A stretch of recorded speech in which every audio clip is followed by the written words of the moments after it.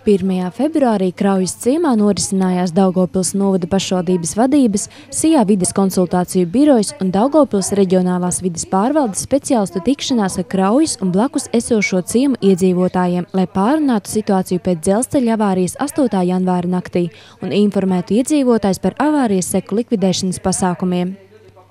Sijā vides konsultāciju biroja pārstāvis ģeologs Pēters Birzgals iepazīstināja naujiniešus ar avārijas apstākļiem, veiktajiem operatīvajiem pasākumiem un izpētes darbu rezultātiem.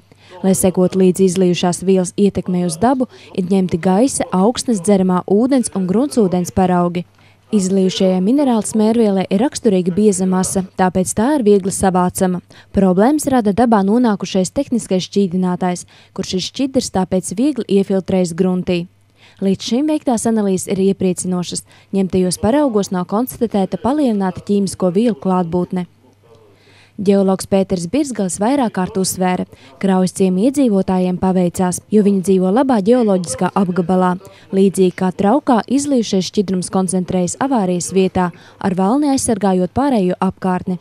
Tā kā ūdenim nav tendences migrēt, prognozējams, ka piesārņojums neizplatīsies arī nākotnē.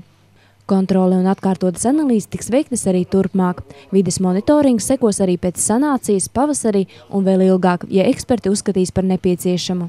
Pavasarī pēc sniega nokušanas tiks uzsākta piesārņotās grunts izdrakšana, meliorācijas grāvja un uzbēruma tīrīšana ar vakumsūknēšanas metodi.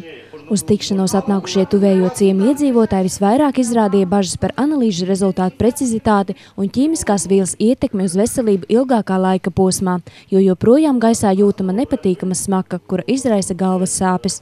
Tāpat iedzīvotāji interesējās, kur iespējams vērsties, lai personīgi pārbaudītu aku ūdens kvalitāti un kādi ir laboratoriju izcenojumi. Tā kā akas tika pārbaudītas izlases kārtībā, pēc iedzīvotāja lūguma Latvijas dzelzceļam tiks pieprasīts papildināt aku sarakstu, kuras tiks kontrolētas turpmākajās pārbaudēs. Iedzīvotāji arī jautāja, kāpēc naktī netika uzsākta civiliedzīvotāja evakuācija.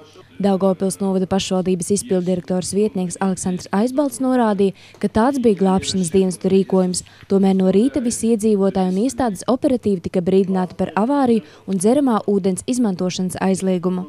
Avārijas tūmā esošie zemes īpašnieki pavasarī aicināti izmantot Daugavpils konsultāciju biroju pakalpojumus, lai eksperti varētu noteikt zemes kaitējumu apjomu un kompensācijas summu, ko pieprasīt no Latvijas dzelzceļa.